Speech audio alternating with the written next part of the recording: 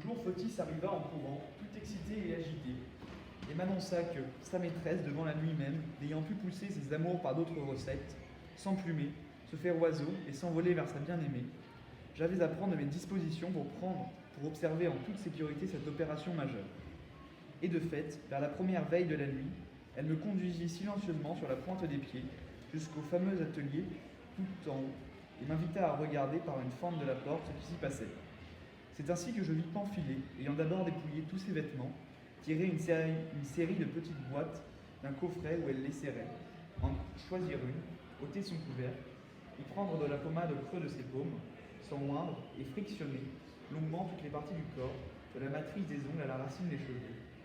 Nouer un abondant conciliabule avec sa lampe, après quoi elle agita ses membres, un tremblement la secoua convulsivement, un duvet lui poussa par saccades, ondula mollement, crut en forte plume, son nez durcit, s'incurva, ses ongles s'épaissirent, en sphère crochue. Fit bobo pour me filer. Et Pamphilé, devenu hibou, ulula plaintivement, s'essaya par petits bonds à quitter la terre, enfin prit son essor vers les cimes et s'envola au loin, à tire d'aile. Elle avait bien pu se métamorphoser volontairement par sorcellerie. Moi, j'étais tellement ahuri et stupéfait du spectacle que je n'eus pas besoin de formule magique pour me croire un autre. N'importe qui plutôt que Lucius. Hors de moi, la cervelle égarée, éberluée, rêvant tout éveillé, je me frottais les paupières un bon moment pour vérifier que je ne dormais pas. Enfin, reprenant mes esprits, je pris la main de Fotis, l'approchai de mes yeux et suppliai. Par ces prunelles-là qui sont à toi, mon doux petit miel, puisque l'occasion nous y invite, accorde-moi de tes faveurs une grâce exquise et unique. Attache-toi à jamais ton esclave par le gage indissoluble d'un inatteignable bienfait qui fera de moi, ô ma Vénus, un Cupidon ailé volant à tes côtés. Procure-moi, s'il te plaît, une petite lichette de cette pommade. Hein, quoi, tu te fiches de moi, beau gosse, me répondit-elle.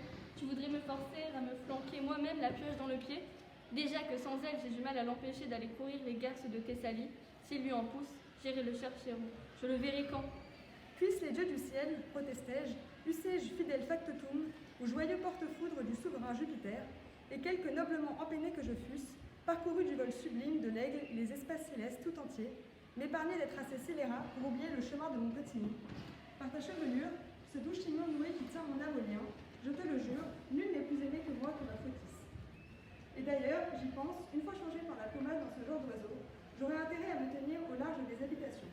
Un hibou, quel beau galant gracieux pour l'agrément des dames.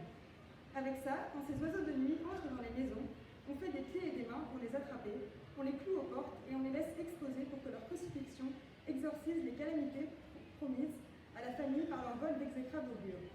Mais au fait, j'allais oublier de te poser la question. Qu'est-ce que je devrais dire ou faire pour ôter mon plumage et redevenir le Lucius d'avant? Pas de souci, c'est prévu. Ma maîtresse m'a montré pour chaque figure qu'on prend le moyen de revenir à sa forme humaine. Ne crois pas qu'elle l'a fait par bonté d'âme. C'est pour que je lui donne le bon remède quand elle revient. Et regarde avec quelle dose infime de simple fine herbe on obtient un si grand effet. Un brin d'ânette et des feuilles de laurier jetées dans de l'eau de source, à prendre en banc et en potion. Tremblant de tous ses membres tandis qu'elle me prodiguait ses assurances, elle se glissa dans l'atelier et tira du coffret une petite boîte. Je la pris en main et la baisai, la conjurant de me favoriser d'un envol conforme à mes espérances, puis après avoir de suite ôté tous mes vêtements, y plongeai une main avide, empaumai une bonne dose de pommade et m'en frictionnai toutes les parties du corps. Mais bien que je m'exerçasse consciencieusement à balancer alternativement mes bras pour imiter le vol de l'oiseau, ni duvet ni soupçon de plume ne me poussait le moindre mot. Au lieu de quoi, de gros poils épaissis en crin, cependant que ma peau tendrelette se durcissait en cuir épais, qu'au bout de chacune de mes paumes, les 5 doigts se rassemblaient de force en un sabot unique, que longue queue me poussait au bas de l'échine. Iam facies enormis et os prolixum et nares iantes et labie pendulae, sic et ores in modicis horripilant octibus.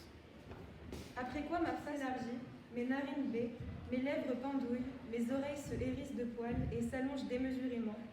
Enfin, seule consolation apparente à cette mutation lamentable, mon membre, quoique devenu inapte à posséder Fotis, a fortement grossi.